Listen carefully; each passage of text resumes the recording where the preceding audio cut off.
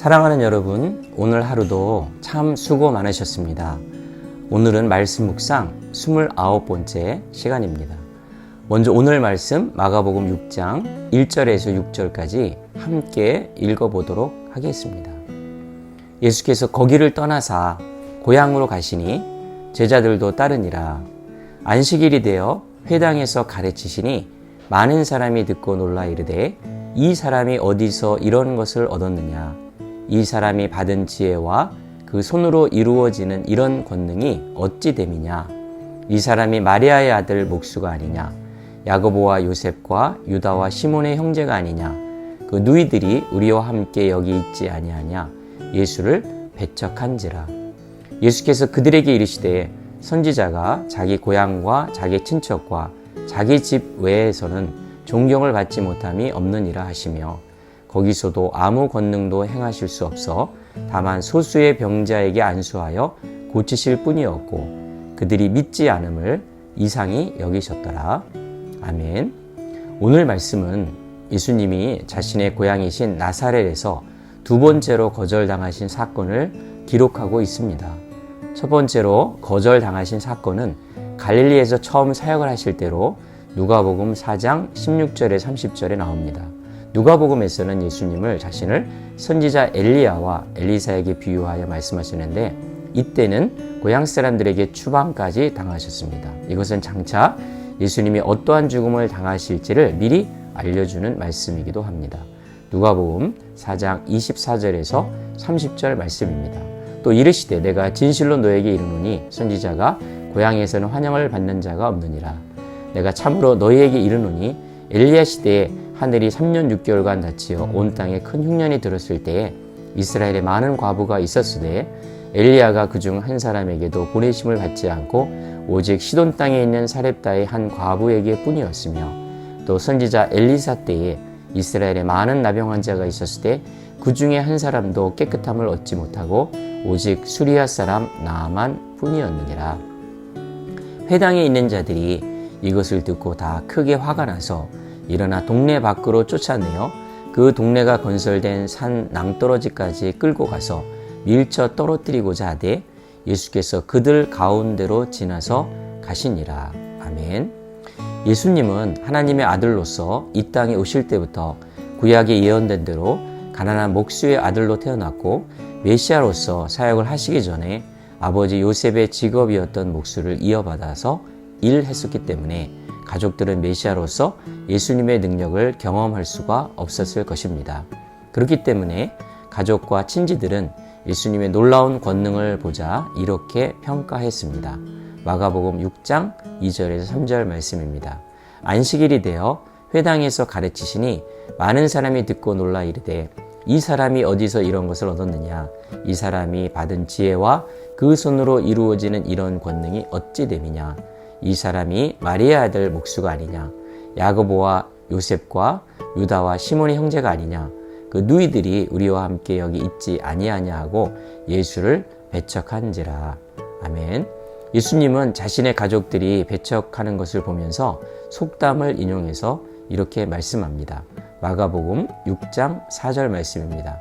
예수께서 그들에게 이르시되 선지자가 자기 고향과 자기 친척과 자기 집 외에서는 존경을 받지 못함이 없느니라 하시며. 아멘. 요한복음 1장에서는 예수님이 이 땅에 오셨을 때부터 자신이 하나님으로서 환영받지 못할 것이라고 말씀하셨습니다. 요한복음 1장 9절에서 13절 말씀입니다.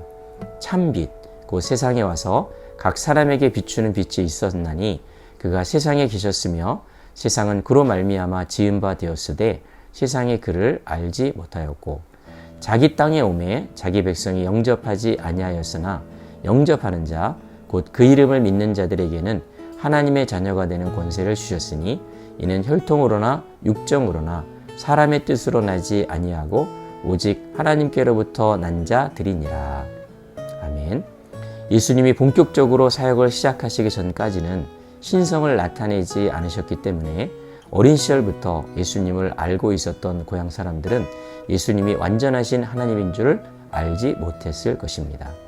그런데 더 문제되는 것은 예수님을 가리켜서 요셉의 아들이 아니라 마리아의 아들이라고 일컫는 장면입니다. 이것은 이스라엘에서는 거의 모욕에 가까운 말입니다. 예수님은 이러한 가족들의 배척을 당하시면서도 예수님보다 먼저 앞서간 선지자들처럼 자신의 가족과 고향에서 존경을 받지 못함을 말씀하셨습니다. 그리고 예수님은 하나님의 역사를 믿지 않는 그들에게 큰 능력을 베풀지 않고 떠납니다. 마가복음 6장 5절에서 6절 말씀입니다.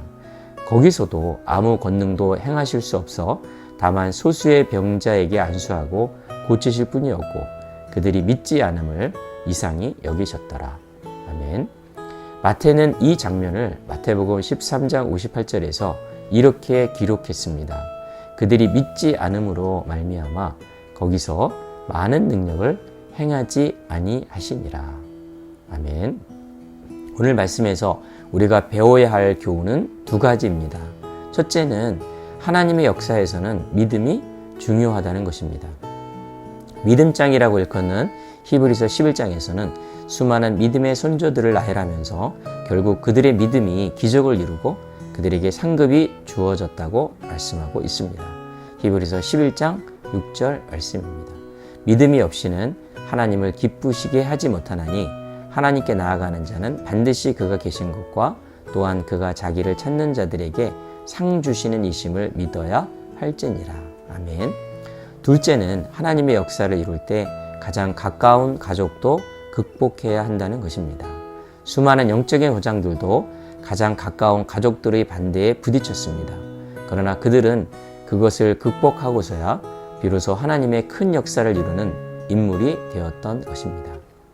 중세 암흑시대에 하나님의 교회를 개혁해서 개신교를 세웠던 마틴 루터는 목회자가 되고자 할 때 아버지의 극심한 반대에 부딪혔습니다. 심지어 루터를 저주까지 했습니다. 그래서 루터는 아버지의 마음을 바꾸어 달라고 기도도 하고 왜 그런 아버지를 허락하셨는지에 대해 하나님을 원망하기도 했습니다.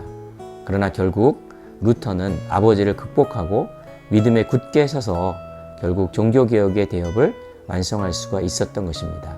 기록에 의하면 루터의 기도를 들으셨는지 하나님은 아버지에게서 또 다른 아들을 데리고 가셨습니다. 그럼에도 불구하고 아버지는 깨닫지 못하고 계속해서 루터를 핍박했다고 합니다. 그러나 결국 루터는 이 극심한 아버지의 반대에도 극복하였고 종국에는 교회를 개혁하는 하나님의 사명을 완수할 수 있었던 것입니다. 사랑하는 여러분, 우리가 열매를 맺는 하나님의 사람이 되려면 그냥 만들어지지 않습니다. 힘든 연단의 과정과 오랜 시간의 훈련을 통해서 만들어집니다. 유대인들의 탈무드에 이런 말이 있습니다. 역사를 바꾸는 하나님의 사람은 그냥 태어나는 것이 아니다. 철저한 교육과 훈련에 의하여 만들어진다. 오늘 예수님이 가족의 연단을 극복하신 것처럼 여러분 모두에게 현재 당하는 어려움과 연단을 잘 이겨내서 모두 승리하는 하나님의 사람들이 되시기를 바랍니다. 로마서 5장 3절에서 4절 말씀을 기억하십시오. 우리가 환난 중에도 즐거워하나니 이는 환난은 인내를, 인내는 연단을, 연단은 소망을 이루는 줄 알미로다. 다 같이 기도하시겠습니다. 하나님 아버지, 예수님은 공생의 기간 동안 특히 가장 사랑받으셔야 할 가족들에게조차 외면을 받고 핍박을 받으셨습니다. 이는 오늘날 예수님의 제자들도 그런 어려움이 있을 것을 미리 보여주신 것입니다.